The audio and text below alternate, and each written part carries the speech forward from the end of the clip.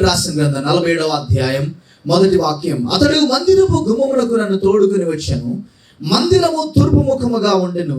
నేను చూడగా మందిరపు గడప కింద నుండి నీళ్లు ఉబికి తూర్పుగా పారుచుండెను. మనం గత వారం ధ్యానం చేసాం. మందిరములోకి నీళ్లు ప్రవహిస్తూ వచ్చినాయి. మందిరంలో వచ్చి నీళ్లు, చెప్పండి గట్టిగా, ఇంకా గట్టిగా, ఇంకా గట్టిగా.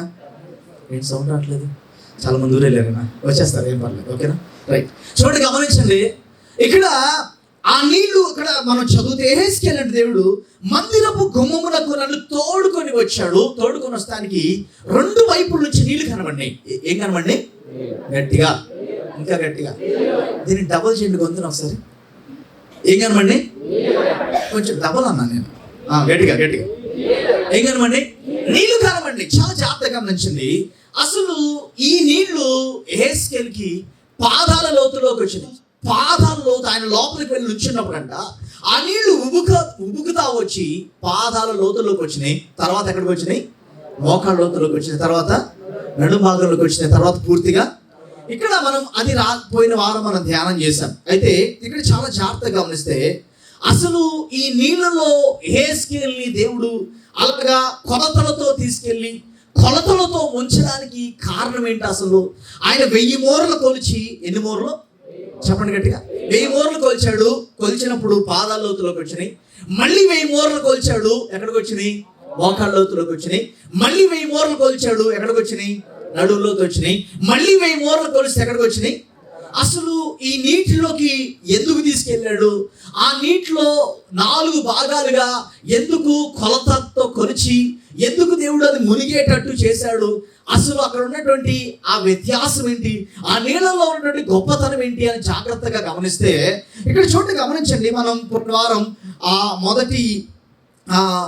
3వ వాక్యాన్ని మనం ధ్యానం చేసాం కదా. మొదటి కొలత 1000 కొలతలు కొలిచినప్పుడు అది చీలమండల లోతులో వచ్చును అని మనం లోతు గురించి ధ్యానం చేసాం. లోతు అనుభవాన్ని ధ్యానం చేసాం. తర్వాత మనం ఆ రెండోది కూడా కొంచెం కొనసాగించి ధ్యానం చేసి మధ్యలో ఆపేశాం. అయితే దాన్ని నేను కొనసాగిస్తాను. దానికంటే ముందు అసలు ఈ నీళ్ళల్లోకి యెహెజ్కేలుని ఎందుకు తీసుకెళ్ళాడు? ఆ నీళ్ళలో ఉన్న గొప్పతనం ఏంటి? చాలా జాగ్రత్తగా గమనిస్తే నీళ్ళల్లోకి ఏ గొప్పతనం లేదు. నీళ్ళల్లో ఏ గొప్పతనం చెప్పండి గట్టిగా? ఏమి లేదు. నీళ్లు మామూలే. కానీ అది మందిరంలోకి వచ్చినప్పుడు అంట చాలా జాగ్రత్తగా గమనిస్తే అవి మంచి నీరులాగా మారినాయి అంట. హల్లెలూయా. ఎలా మారినాయంట? ఒక మాటలో చెప్పాలంటే మనం ఎందుకని 8వ వాక్యాన్ని ధ్యానం చేసాం, చదివామంటే ఒకసారి ఆ వాక్యం చదువుదాం ఒకసారి. అప్పుడు ఆయన నాతో ఇట్లా, నేను ఈ నీళ్లు ఉబికి తూర్పుగా ఉన్న ప్రదేశమునకు పారి అరాబాలోకి దిగి సముద్రములో పడును. అప్పుడు సముద్రపు నీళ్లు మంచి నీళ్ళగును. ఏ నీళ్ళు అవుతాయంట? చాలా జాగ్రత్తగా. ఏ నీళ్ళు అవుతాయంట? మంచి నీళ్ళు. అసలు చూడండి, సముద్ర నీళ్ళు ఎవరన్నా అవుతారా? చెప్పండి. ఏంటి కొంతమంది అసలు సముద్రంలోకి దిగినట్టే మొహాలు పెట్టారు. సముద్రంలోకి ఎప్పుడు నీళ్ళరా? ఎలా ఉంటాయి నీళ్ళు? ఏమైనా ఉపయోగపడతాయి అవి? కూరలకు కానీ, తాగడానికి కానీ, దేని కూడా చెప్పాలి. నోరు తెరిచి చెప్పాలి. అందరూ ఆడవాళ్ళు ఎక్కువ మంది నోరు తెరిచి చెప్పండి గట్టిగా. చెప్పండి. అవి దేనికి పనిచేయవు. కానీ ఈ మందిరములో ఉన్న నీళ్ళంట వెళ్ళి సముద్రంలో పడినప్పుడు, ఎక్కడ పడినప్పుడు? గట్టిగా పడినప్పుడు ఆ సముద్రపు నీళ్ళు ఏమవుతున్నాయంట? మంచి నీళ్ళు అవుతున్నాయి. చాలా జాగ్రత్తగా విందాం. అంటే చాలా జాగ్రత్తగా గమనించండి. ఇక్కడ మనం కొనసాగించి కింద చదువుదాం, మాట చదువుదాం ఒకసారి. వడిగా పారు ఈ నది వచ్చి చోట్ల నెల్ల జలచరములని బ్రతుకును. అంటే జలచరములు అంటే ఏంటి? నీళ్ళలో ఉండే ఏంటి అవి? జలచరములు అంటే చేపలు. ఇంకా చెప్పండి, చదువుకున్న వాళ్ళు ఉన్నారుగా. జలచరాలు అంటే ఏంటి? చేపలు. అన్ని చేపలేనా? రొయ్యలు, పీతలు, ఇంకా సీ ఫుడ్ అంటారు. సీ ఫుడ్ మన సైడ్ ఎక్కువ దొరకదు కానీ, తక్కువ కానీ. నదుల దగ్గర రకరకాల సముద్రంలో దొరికే ఆహారాలు ఉంటాయి. కొన్ని సముద్రంలో ఉండే జీవరాశులు ఉంటాయి. చూడండి, ఇవన్నీ అంట ఈ మందిరములో ఉన్న నీళ్ళంట వెళ్ళి ఆ నీళ్లు పడినప్పుడంట చచ్చిపోయినటువంటి జలరాశులు ఏమవుతున్నాయంట? గట్టిగా బ్రతుకుతుంది. ఇందాకేమో మంచినీరుగా మారుతాయి. సముద్రం నీరు మంచినీరు అవుతుంది. తర్వాత ఏంటి? జలచరములను ఏమవుతున్నాయి? తర్వాత 3వది, ఈ నీళ్ళు అక్కడికి వచ్చేట వలన ఆ నీళ్లు మంచి నీళ్ళగును కనుక చేపలు బహు ఏమండి చచ్చిపోయింది బతికింది అంటే ఈ నీళ్లు తగిలి ఓకే. మీరు చూడండి, సముద్రంలో నుంచి చేపలు విదేశాలకు ఎక్స్పోర్ట్ చేస్తారు. ఇప్పుడు చాలా విచిత్రమైన ఎక్స్పోర్ట్ చేస్తారు. ఏంటంటే ఐస్లో పెట్టేస్తారు చేప, చూస్తే ఎండిపోయినట్టు బీసుకుపోయినట్టు అయిపోతుంది. కానీ అవతల దేశానికి వెళ్ళిపోయాక ఆ చేప తీసి నీళ్ళలో వేయగానే ఏం చేస్తుంది? బతికేస్తుంది, నార్మల్గా తిరిగేస్తుంది. అసలు అది ఎంత విచిత్రంగా ఉంటుందంటే నాకైతే భలే ఆశ్చర్యంగా ఉంటుంది. అసలు చేపను ఐస్ గడ్డలో పెట్టి సుమారు 1 నెల రోజులు ప్రయాణం చేసి ఆ సముద్రంలో ఆ పడవ ఎక్కడి నుంచి వేరే దేశానికి వెళ్ళి అక్కడికి వెళ్ళాక ఆ చేప ఐస్లో గడ్డగట్టేసిన చేప తీసి నీళ్ళలో వేయగానే బతికేస్తుంది. అసలు ఎంత ఆశ్చర్యంగా ఉంటుందంటే జనానికి దేవుడు మనిషికి ఎంత జ్ఞానం ఇచ్చాడు చూడండి. అసలు బయట జరుగుతున్నాయి కొన్ని చూస్తే అసలు దేవుడు ఈ జ్ఞానం ఈ ప్రజలకు ఎలా ఇచ్చాడు అనిపిస్తుంది. చూడండి, ఇప్పుడు ఇక్కడ మనం ఈ నీళ్లు మంచినీళ్ళు అయినాయి, ఓకే రైట్, ఓకే. అసలు మంచినీళ్ళు ఉప్పు నీళ్ళలోకి వెళ్ళి మామూలు నీళ్ళు పడితే మామూలు నీళ్ళు ఏమవుతాయి? గట్టిగా గట్టిగా గట్టిగా ఉప్పు నీళ్ళు అవుతాయి కదా. కానీ ఈ మందిరములో ఉన్న నీళ్ళంట ఉప్పు నీళ్ళలో పడంగానే సముద్రంలో ఏమైనాయంట? మంచిగా. ఓకే, అది సరే. ఇప్పుడు ఎక్కువ నీళ్ళు వెళ్ళిపోయి తక్కువ ఉప్పు నీళ్ళలో పడితే ఉప్పు పోయి మామూలుగా అయిపోతాయి. సరే, దాంట్లో కూడా ఒక నీతి న్యాయం ఉందనుకుందాం. రెండవది, ఈ నీళ్ళెళ్ళి జలరాశులు ఎక్కడైతే చేపలు అన్నీ ఉన్నాయో అక్కడ పడితే అవన్నీ చచ్చిపోయిన ఏం చేసినాయంట? బతికినాయి. సరే, అది కూడా ఆలోచిద్దాం, అది కూడా మనకు ఆశ్చర్యంగానే ఉంటుంది. మూడోది ఇక్కడ మనం చదివింది ఏంటంటే, జరిగిన విషయం ఏంటంటే, అయితే అక్కడ మనం మహాసముద్రంలో ఆ నీరు మంచి నీళ్ళు అగును కనుక చేపలు బహు గట్టిగా గట్టిగా విస్తారమైనవి అంట. అదేంటి? ఈ నీళ్ళు వెళ్ళి పడితే చచ్చిపోయిన చేపలు బతికినాయి అంటే సరే నీళ్ళు దగ్గర బతికినాయి అనుకోవచ్చు. కానీ డబల్ అయినాయి అంట, త్రిబుల్ అయినాయి అంట, విస్తారంగా వ్యాప్తి చెందినాయి అంట. చూడండి, గమనించండి. తర్వాత మాట చదువుదాం ఒకసారి. 4 చూద్దాం ఒకసారి. ఈ నది ఎక్కడికి పారునో అక్కడ సమస్తమును బ్రతుకుంది. చాలా జాగ్రత్తగా ఫస్ట్ ఏమో నేను ఒకటి అడుగుతాను, 4 విషయాలు జరిగినాయి ఇక్కడ. ఈ నీళ్ళు వెళ్ళి పడినప్పుడు సముద్రం నీళ్ళు ఏమైనాయి? గట్టిగా గట్టిగా గట్టిగా గట్టిగా ఓపిక ఉన్న వాళ్ళందరూ చెప్పండి, గట్టిగా ఓపికతో చెప్పండి ఒకసారి. ఏమైంది? రెండోది ఏం జరిగింది? జలచరములు బ్రతికినాయి. మూడోది ఏమైంది? చేపలు విస్తారమైంది. నాలుగోది ఏమైంది? ఈ నీళ్ళు ఎక్కడెక్కడైతే పడుతున్నాయో అక్కడ అంతా ఏమైందంట? సమస్తము బ్రతుకుతున్నాయంట. ఏంటంట? చెప్పండి గట్టిగా.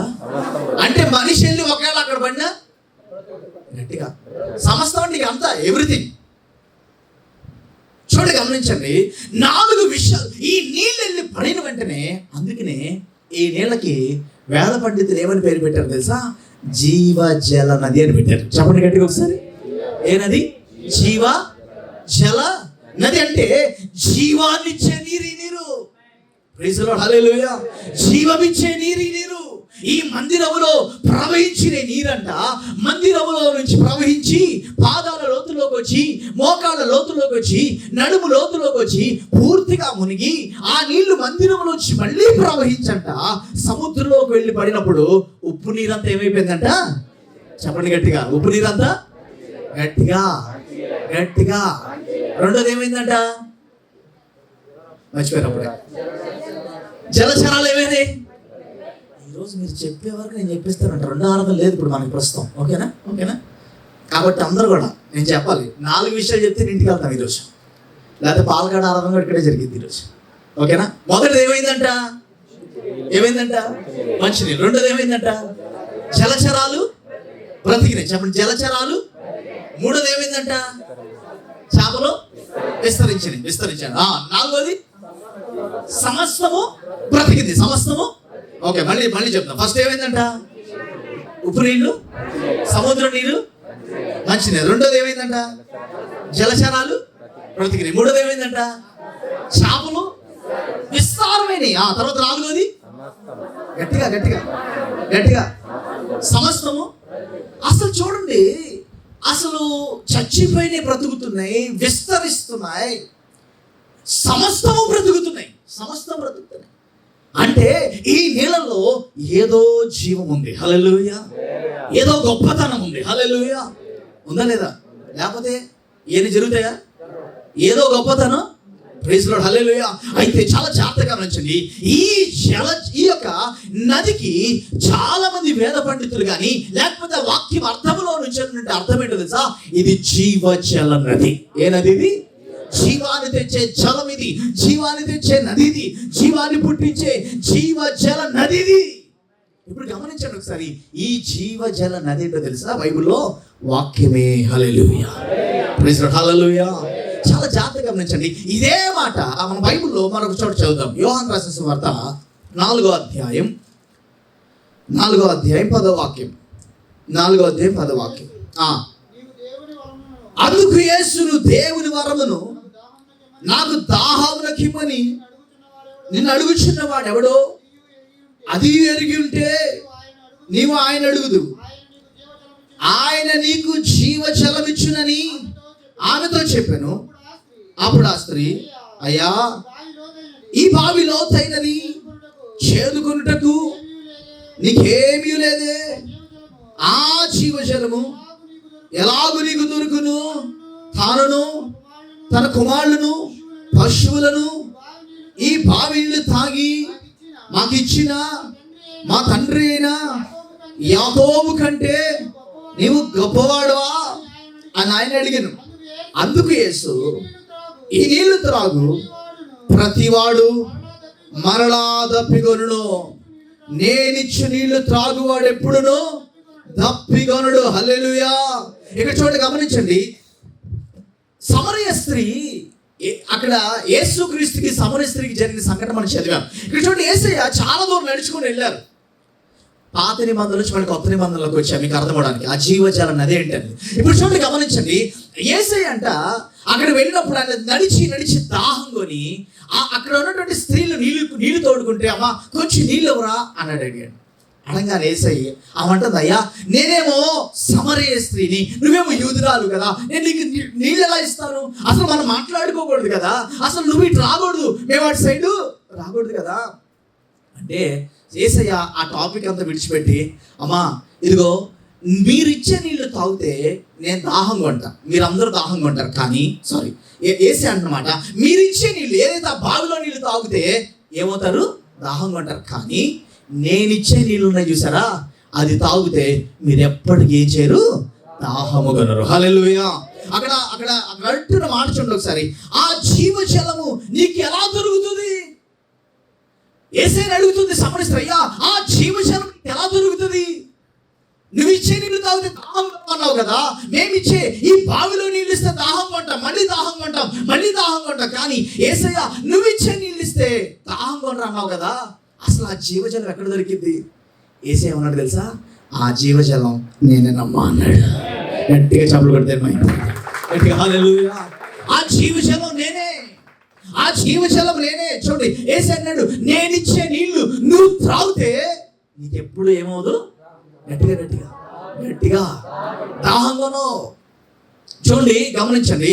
ఎప్పుడైతే గమనించండి, యేసయ్య అక్కడ ఆ మాట అన్నాడో ఆమెకు అప్పటికి అర్థం కాల. చూడండి, గమనించండి. ఇప్పుడు యేసయ్య అంటున్నాడు, నేను ఇచ్చే నీళ్ళు తాగితే నీకు ఎప్పుడు ఏమవుదమ్మా? చెప్పండి గట్టిగా, దాహం. ఒకసారి అలాగే యోహాను రాసిన సువార్త 7వ అధ్యాయం 37వ వాక్యం చూద్దాం. ఒకసారి 7వ అధ్యాయం 37, 38 వాక్యం చూద్దామా? ఆ పండుగలో యేసు నిలిచి, ఎవడైనను దప్పికొనేడలా నా యొద్దకు వచ్చి దప్పి తీర్చుకొనవలెను, నా యందు విశ్వాసం ఉంచువాడెవడో లేఖనము చెప్పినట్టు జీవజలపు నదులు ఏమవుతాయంట. చూడండి, గమనించండి. అక్కడ చెప్పిన మాట, ఇదిగో ఆ జీవజల నది నేనేనమ్మా అని చెప్పాడు. ఇప్పుడు యేసు అన్నాడు, ఆ జీవజల నది అయిన నా యందు మీరేం చేయండి? విశ్వాసం ఉంచండి. ఏముంచండి? చెప్పండి గట్టిగా, ఏం చేయండి? చెప్పండి ఏం చేయండి? ఏమండి, నమ్మడం వేరు, విశ్వసించడం వేరు. దేవుని అందరూ నమ్ముతారు, దేవుని అందరూ గట్టిగా. కానీ ప్రతి విషయంలో ఆయన మీద విశ్వాసం ఉంచరు, ప్రతి విషయంలో ఆయన మీద ఆధారపడరు. దేవుని అందరూ నమ్ముతారు, దేవుని అన్ని జనులు కూడా నమ్ముతారు, నమ్మరు.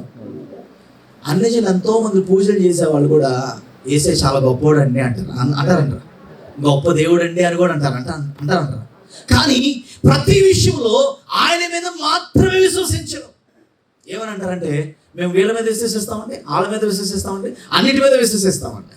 కానీ ఇక్కడ చెప్పిన మాట, ఇదిగో ఆయన ఇచ్చి నీళ్లు త్రాగితే నీకెప్పుడూ దప్పిక ఏమవుదు, కలగదు. ఎప్పుడో తెలుసా? అక్కడ అందుకే రాస్తారు చూడండి, నా యందు విశ్వాసం ఉంచి వాడెవడో లేఖనము చెప్పినట్టుగా వాని కడుపులో నుండి జీవజల నదులు ఏమైనాయట పారునని బిగ్గరగా చెప్పుచున్నా. దేవుని యందు విశ్వాసం ఉంచితే, విశ్వాసం అంటే ఏంటి? గట్టిగా గట్టిగా, ఇది అసాధ్యం కానీ నా దేవునికి అది, నా దేవుడు నా జీవితంలో అది విశ్వాసం. దేవుని బలముగా నమ్మడమే విశ్వాసం. చూడండి, మనం ఏంటంటే ఏదైనా అవసరం ఉంటే దేవుని నమ్ముతాం, ఏదైనా అవసరం వస్తే దేవుని నమ్ముతాం. కానీ ఇక్కడ చెప్తున్నమాట, నా యందు విశ్వాసం ఉంచి వారి కడుపులో జీవ జలపు నదులు ఏమవుతాయంట, చెప్పండి గట్టిగా, పొంగి ప్రవహిస్తాయట. చాలా జాగ్రత్తగా గమనిద్దాం. ప్రభు యందు విశ్వాసం ఉంచితే, దేవుని యందు విశ్వాసం ఉంచితే అంట మన కడుపుల్లో జీవ జల నది ఏమవుతుందంట, పొంగుతుంది. చాలా జాగ్రత్తగా గమనించండి. ఇందాక మనం చేసాం, గొమ్మ దగ్గర హెస్కేల్ని ఏం చేశారు, దేవుడు తీసుకొచ్చారు లోపలికి. నదిలో నీళ్ళు ఏమైనాయి, మందిరంలోకి గట్టిగా గట్టిగా గట్టిగా వచ్చినాయి. ఈయన లోపలికి వెళ్ళాడు, 1000 మూరలు కొలిచాడు. ఎంత లోతు వచ్చింది? గట్టిగా పాదాల కొలత వచ్చింది. మళ్ళీ 1000 మూరలు కొలిచాడు, ఎక్కడికి వచ్చినాయి? మళ్ళీ 1000 మూరలు కొలిచాడు, ఎక్కడికి వచ్చినాయి? ఎక్కడికి? నడువులోతు. మళ్ళీ 1000 మూరలు కొలిచాడు, ఎక్కడికి వచ్చినాయి? ఇప్పుడు ఈ కొలతలు దేనికి సంబంధించింది తెలుసా? యేసయ్యలో ఆ జీవజల నది, నువ్వు ఎంతవరకు మునుగుతున్నావో ఆ నదిలో యేసయ్య ఎప్పటికప్పుడు కొలుస్తున్నాడు.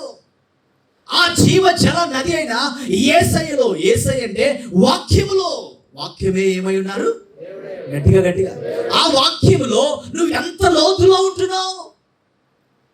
ఆ యేసయ్యలో, ఆ వాక్యములో నువ్వు పాదాల లోతులో ఉన్నావా, మోకాళ్ళ లోతులోకి వచ్చావా, లేకపోతే నడుము లోతులోకి వచ్చావా, లేకపోతే ఇదో పూర్తిగా మునుగుతున్నావా అని వాక్యాన్ని పట్టుకొని ఎంత నువ్వు విశ్వసిస్తున్నావు, ఇది దేవుడు చూస్తున్నాడు ఈరోజు. ఎందుకు ఈ కొలతలు కొలుస్తున్నాడు తెలుసా? ఈ వాక్యాన్ని ఎంత పట్టుకుంటున్నావు, ఎంత విశ్వసిస్తున్నావు, ఎంత చెప్పండి గట్టి, ఎంత విశ్వసిస్తున్నావు. నేను ఎప్పుడు చాలాసార్లు చెప్పాను, అమెరికాలో ఒక గ్రూప్ ఆఫ్ పీపుల్ వాళ్ళు ప్రభుని ఎలా విశ్వసించాలి అని సంఘానికి నేర్పుతా వాళ్ళు ఏం చేశారంటే, ఇద్దరు స్టార్ట్ చేశారు. మన ఆస్తులన్నీ అమ్మేసి పేదలకు ఇచ్చేద్దాం, అన్నీ అమ్మేసి ఇప్పుడు సమస్తము విశ్వాసంతో పొందుకుందాం, ప్రార్థనతో పొందుకుందాం, విశ్వాసంతో పొందుకుందామని వాళ్ళు ఏం చేశారంటే, వాళ్ళు అమ్మేసి వాళ్ళిద్దరు కలిసి ఒక విశ్వాసంతో ప్రార్థన చేసి పొందుకోవడం ప్రారంభించారు. పొందుకొని ప్రారంభిస్తుంటే వాళ్ళలో కొంతమంది ఒక్కొక్కరు జాయిన్ అయ్యి ప్రతిదీ విశ్వాసమే. ఇక దేవుని సన్నిధిలో మోకాళ్ళు వేసి విశ్వసించడం, ఉద్యోగం చేసుకోవడం, పని చేసుకోవడం, రావడం విశ్వసించడం, ఏ కష్టం వచ్చినా ప్రభువుని విశ్వసించడం, ఏది వచ్చినా ఇక దేవుడు ఉన్నాడు అని విశ్వసించడం, అలా ప్రారంభించారు. ఈరోజు సుమారు నేను మాట చెప్పిన కొన్ని వేల కుటుంబాలు ఈరోజు వాళ్ళతో పాటు సహకరిస్తూ ఉన్నారు. ప్రైజ్ లార్డ్, హల్లెలూయా. చూడండి, గమనించండి. ఇప్పుడు వాళ్ళు ఒక పెద్ద గ్రూప్ ఆఫ్ పీపుల్ అయ్యి రీసెంట్గా ఇండియా కోయంబత్తూరు వచ్చి, నేను ఎప్పటి నుంచో అసలు వాళ్ళ ఫెయిత్ ఏంటి, వాళ్ళు ఎలాగా అంత ఆ బలం ఎక్కడి నుంచి ఆస్తి అమ్మేసి పేదలకు ఇచ్చి మళ్ళీ తిరిగి ప్రార్థనతో సంపాదించుకున్నారండి. ఎంత గట్స్ కావాలండి, ఎంత ధైర్యం కావాలి. ఆస్తి అమ్మేసి పేదలకు ఇచ్చేసి ప్రతి రూపాయి మళ్ళీ ప్రార్థనతో విశ్వాసంతో వాళ్ళు సంపాదించుకొని కష్టపడినా కానీ, లేకపోతే విశ్వాసంతో ప్రార్థనతో ప్రతి ప్రభు ఇది నాకు కావాలంటే పొందుకోవడం, అన్ని పొందుకొని ఈరోజు ఉన్నత స్థితిలో ఉండి కోయంబత్తూరు వచ్చింది.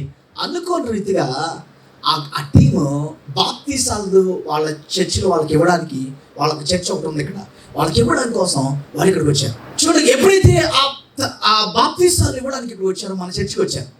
వచ్చినప్పుడు మాటల్లో మేము పలానా గ్రూప్ అనగానే నాకు షాక్ అయింది. నేను అన్నా, ఎప్పటి నుంచి మిమ్మల్ని కలవాలనుకున్నా, మీ విశ్వాసం ఏంటో నేను ఒకసారి వినాలనుకుంటున్నాను అనగానే, అసలు ఎలా స్టార్ట్ అయింది మీ పరిచర్య అని చెప్పి అన్నప్పుడు మేమిద్దరం కలిసి స్టార్ట్ చేసాం. ఆ ఇద్దరిలో ఒక వ్యక్తి ఇక్కడికి వచ్చాడు. ఆయన చెప్తున్నా, ఒకప్పుడు ఇదిగో మా ఫౌండర్, మా దైవజనులు ఎవరైతే ఉన్నారో ఆయన చెప్పారు, మొత్తం అమ్మేసి దేవుని దగ్గర నుంచి పొందుకుందాం. ఈరోజు నేను వాళ్ళకి కొదువే లేదు. పోయిన దానికంటే 10 రెట్లు ఇచ్చాడు. మామూలు దానికంటే విశ్వసించిన దాన్ని దేవుడు ఎక్కువగా దీవించాడు. ప్రైజ్ లార్డ్, హల్లెలూయా. చూడండి, ఆ సాక్ష్యం నాకు అనిపించింది. చూడండి, మనం ప్రభు మీద ఆధారపడి, దేవుని మీద ఆధారపడి, వాక్యముతో కొలతలతో కొలచబడతా మనం ఏమవ్వాలంట? ఎదుగుతూ వెళ్ళాలంట. అందుకనే మనం ఎంత ప్రార్థన చేస్తున్నామో వాక్యం కూడా అంత ఏం చేయాలి?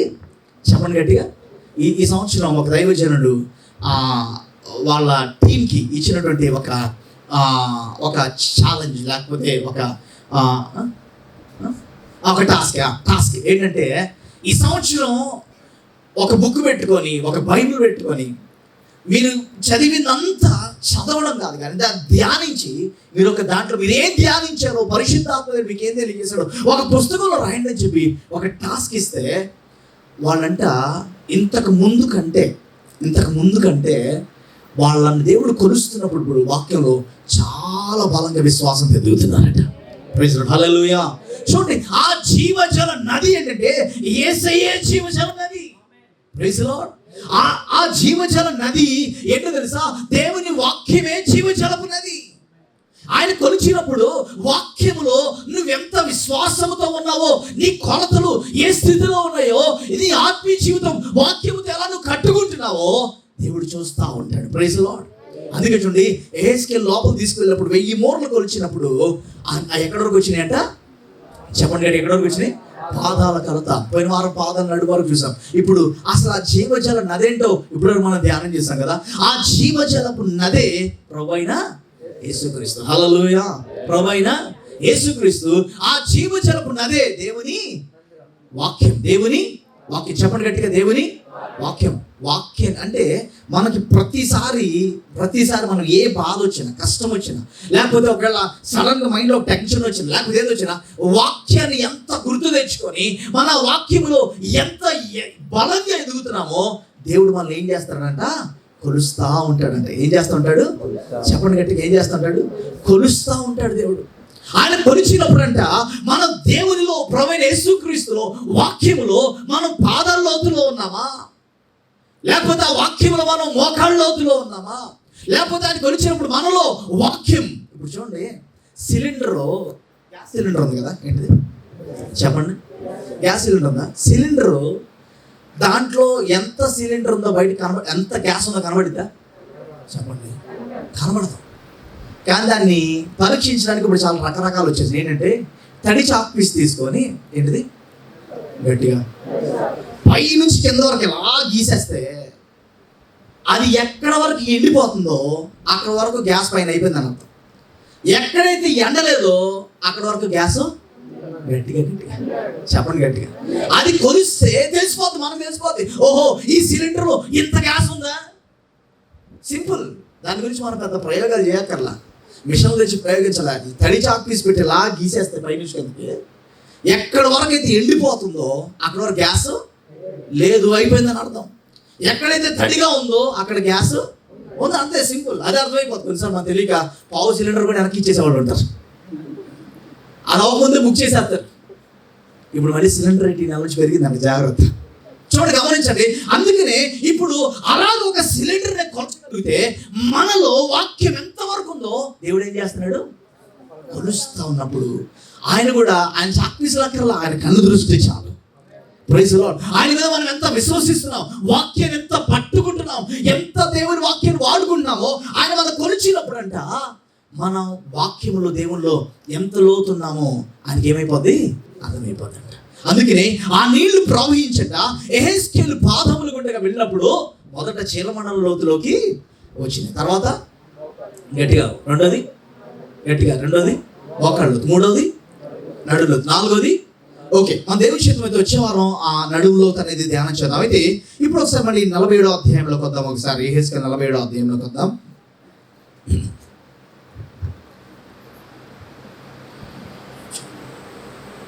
47వ అధ్యాయంలోకి వద్దాం. 8వ వాక్యం చదువుదాం ఒకసారి. అప్పుడు ఆయన నాతో ఇట్లా, నేను ఈ నీళ్లు ఊపికి తూర్పుగా ఉన్న ప్రదేశంలోకి పారి అరాబాలోకి ఎదిగి సముద్రములో పడును. అప్పుడు సముద్రపు నీళ్లు ఒకసారి చాలా జాగ్రత్త. ఇప్పుడు చాలా ఆ నీళ్లు ఉబికి ప్రవహించంట, ఆ రాబోలో నుంచి అంట ఎక్కడికి వెళ్ళి పడి అంట. గట్టిగా చెప్పాలండి, మీరు ఇంక చెప్పబోతే నుంచే పెట్టి నేను ఎలా నుంచే ప్రసంగం చేస్తే మీరు నుంచొని వాక్యం వింటారు. ఎంతసేపు నేను నుంచున్నా మీరు అంతసేపు నుంచోవాల్సి వస్తుంది, తప్పేం లేదు. అందుకే అడిగినప్పుడు చెప్పండి గట్టిగా. చూడండి, గమనించండి. ఇప్పుడు ఆ నీళ్ళు వెళ్ళి సముద్రంలో ఏం చేసిందంట. గట్టిగా ఇందాక నేను చెప్పా కదా, ఆ నీరేంటిది? జీవజలపు నీరు. ఆ నీళ్ళు పడితే 4 విషయాలు జరిగినాయి. ఏంటి అవి? మంచినీళ్ళు. ఏ నీళ్ళు? సముద్రపు నీళ్ళు. రెండోది జలచరాలు గట్టిగా బ్రతికినాయి. మూడోది చేపలు విస్తారు. 4వది తర్వాత సమస్తము ఏమైనాయంట? బ్రతికినాయంట. చాలా జాగ్రత్తగా గమనించండి. ఇప్పుడు ఈ నీళ్లు వెళ్ళి ఆ జీవజలపు నీరు, ఆ జీవజలం ప్రవీణ యేసుక్రీస్తే, ఆ జీవజలం దేవుని వాక్యమే వెళ్ళంట. రుచి లేని పనికిరాని ఆ నీళ్ళలోకి వెళ్ళి పడితే, ఆ సముద్రంలోకి వెళ్ళి పడితే అంట ఒక్కసారి ఆ సముద్రం నీళ్ళు ఏమైపోయినంట. గట్టిగా హల్లెలూయా, గట్టిగా హల్లెలూయా. నేను మాట చెప్పరా, మనందరం కూడా ఒకప్పుడు ఆ సముద్రం లాగే ఉన్నాం, మనందరం కూడా ఉప్పు నీరు లాగే ఉన్నాం. దేవుని వాక్యం ఒక రోజు మన మీద పడినప్పుడు, మనలోకి వాక్యం వచ్చినప్పుడు మనం కూడా ఆ మంచి నీరులాగా మారిపోయాం. మనం కూడా హల్లెలూయా. ఆయన రక్తం వచ్చి మన మీద పడినప్పుడు, ఆయన వాక్యం వచ్చి మనలోకి పడినప్పుడు ఒక రోజు దేవునికి పనికిరాని వారిగా ఉన్నాం, దేవునికి ఉపయోగపడలా. కానీ ఈరోజు నేను చెప్పరా, దేవునికి ఉపయోగపడే పాత్రలుగా దేవుడు మనల్ని నిలబెట్టుకుంటున్నాడు. గట్టిగా హల్లెలూయా. చేతులు స్తోత్రం చెప్తాం. 2 చేతులతో పైకి, అయ్యా నన్ను ఒక మంచి నీరుగా మార్చినందుకు స్తోత్రం అని చెప్తా. మంచి నీరుగా నన్ను ఆశీర్వదించినందుకు స్తోత్రం అని చెప్తా. నిజమే కదా. చూడండి, గమనించండి. ఇప్పుడు ఆ నీళ్లు వచ్చి ఆ సముద్రంలో పడినప్పుడు ఉప్పు నీరు ఏమైందంట? మంచి నీరైంది. రెండోది ఏం జరిగిందో చూద్దాం ఒకసారి.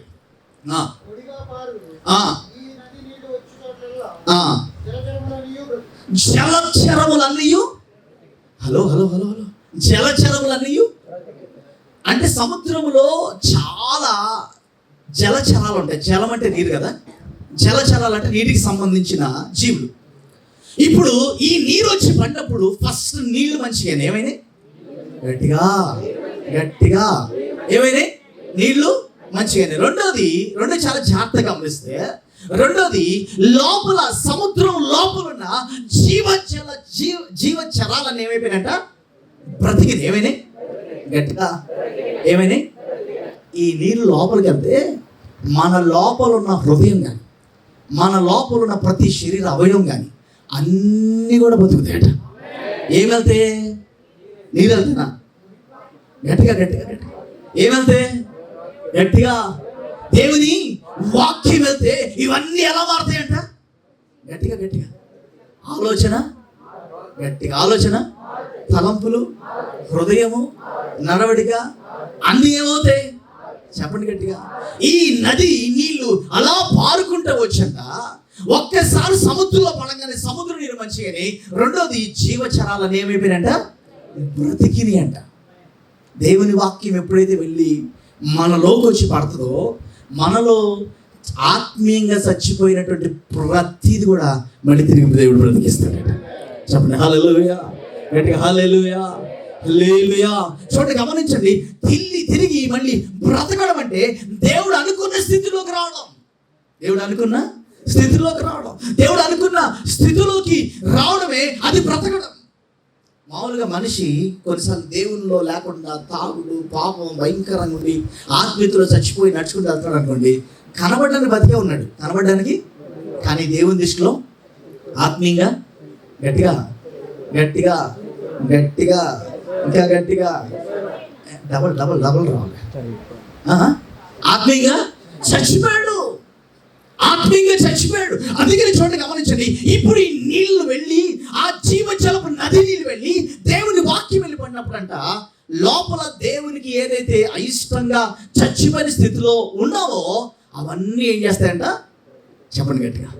ఆ సముద్రంలో నీరు మంచిగా అవుతుంది. తర్వాత జీవరాశులు ఏమవుతాయంట? చెప్పండి గట్టిగా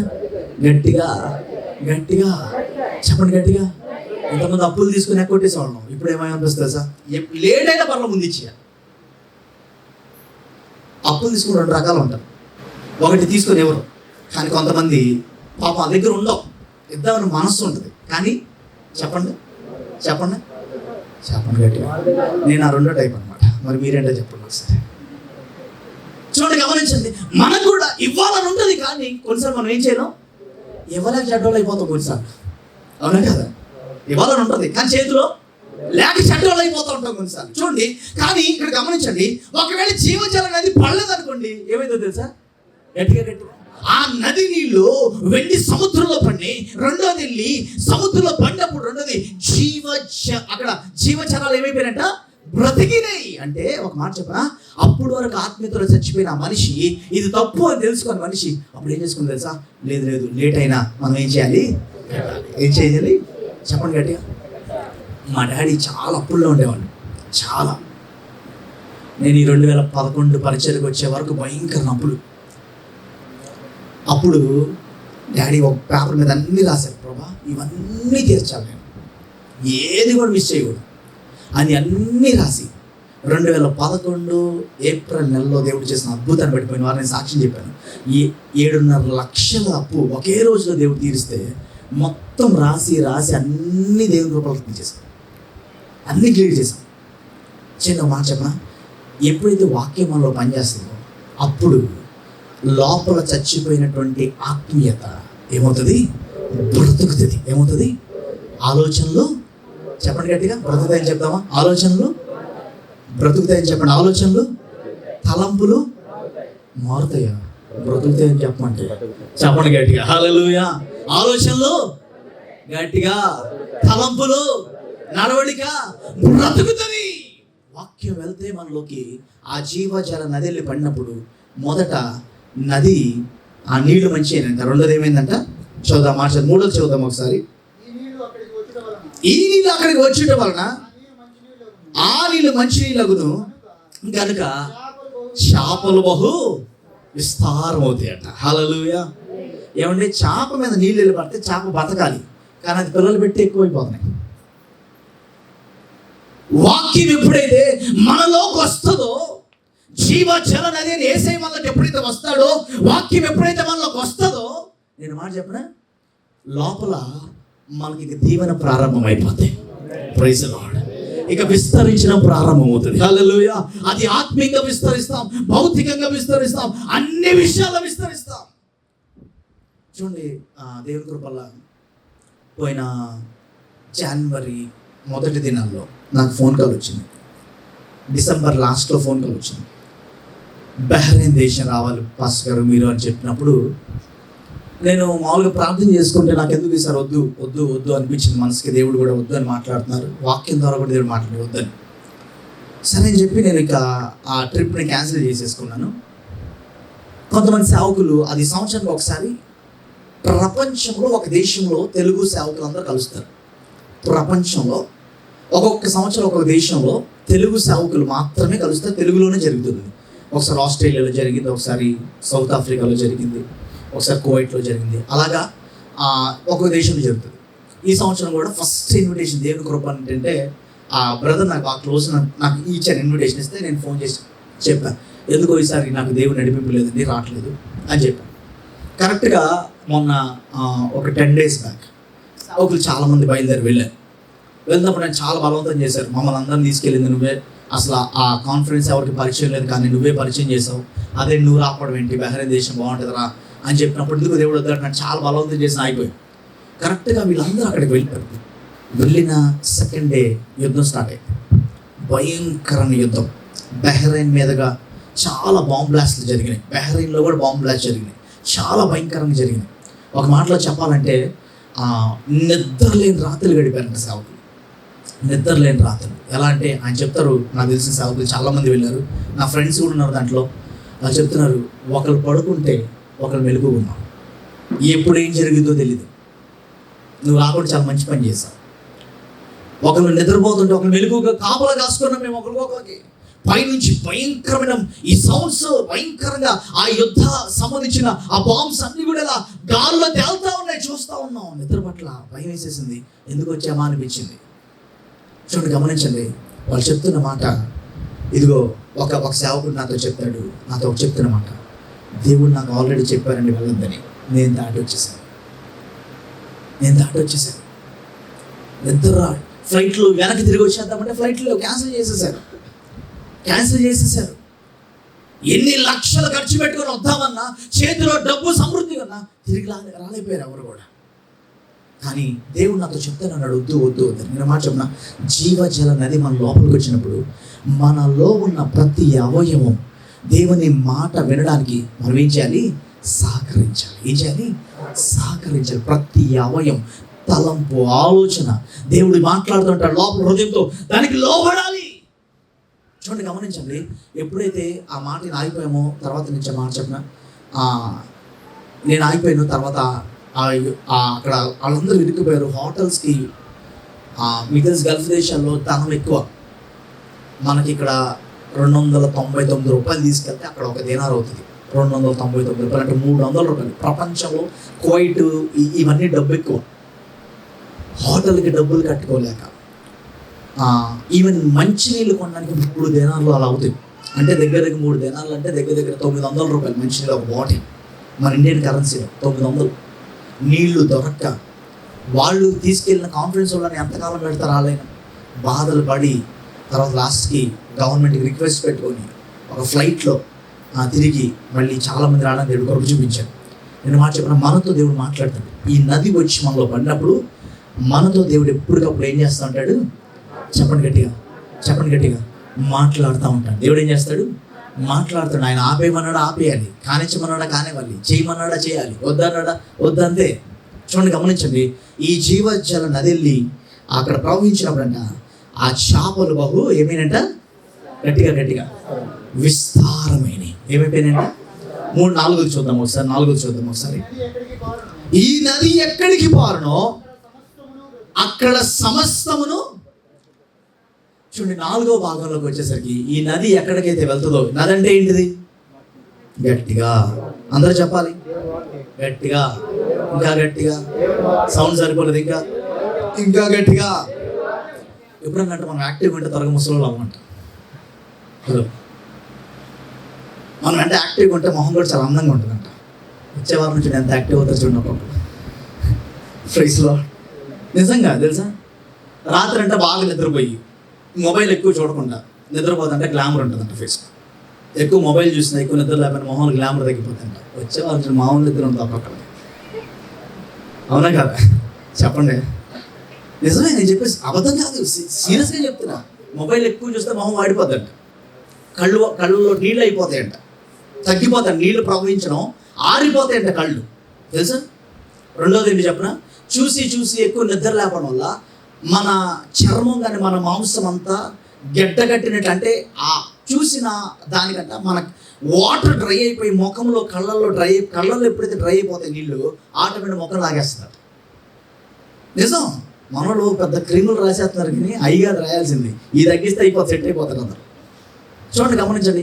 ఈ యొక్క జీవజల నది వెళ్ళి పడితే, ఈ జీవజల చెప్పండి నది వెళ్ళి పడితే, నేను మాట చెప్పిన ఒక మాటలో చెప్పాలంటే అక్కడ సమస్తం, ఇక అది ఇది కాదు, వాక్యం సరిగ్గా వెళ్ళి నీ హృదయంలో పడిందంటే, కరెక్ట్గా దాన్ని నువ్వు తీసుకున్నావంటే, నేను మాట చెప్పిన సమస్తం నీ ఇంట్లో పరిస్థితులన్నీ మారిపోతాయి.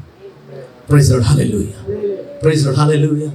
వాక్యం అందుకే చూడండి, 4వది అన్నీ ఒక్కొక్క అంశం రాసుకుంటూ వచ్చాడు. కానీ 4వ దానికి వచ్చేసరికి ఈ నది ఎక్కడికి పారునో అక్కడ సమస్తము బ్రతుకును. ఏంటంట? చెప్పండి గట్టిగా. మనోళ్ళు చాలామంది ఊళ్ళు లేరు, దాంట్లో సగం మంది, అందరూ అని చెప్పట్లా, కొంతమంది వాళ్ళ పరిస్థితులు బట్టి లేరు, కొంతమంది జాతరని వెళ్ళారంట. ఏంటి అంటే దాంట్లో వాళ్ళు ఏమైపోయారు తెలుసు? చచ్చిపోయినారు. ఇంకా బతుకుంటే మందిలో ఉండేవాళ్ళు. ఆ భాగంలో వాళ్ళు ఏమైపోయారు? ఆ నది వెళ్ళి వాక్యం వెళ్ళి ఇంకా కరెక్ట్గా పడలా. అక్కడ వాక్యం వెళ్ళి కరెక్ట్గా పడితే ఆ విషయంలో బ్రతికేవాళ్ళు. చూడండి ఒకసారి గమనించండి. ఎప్పుడైతే ఏ విషయంలో అయితే వాక్యం కరెక్ట్గా అక్కడ పనిచేస్తుందో అక్కడ మనం బ్రతుకుతాం. చూడండి, గమనించండి. సమస్తము ఏంటంట? చెప్పండి గట్టిగా. సమస్తం.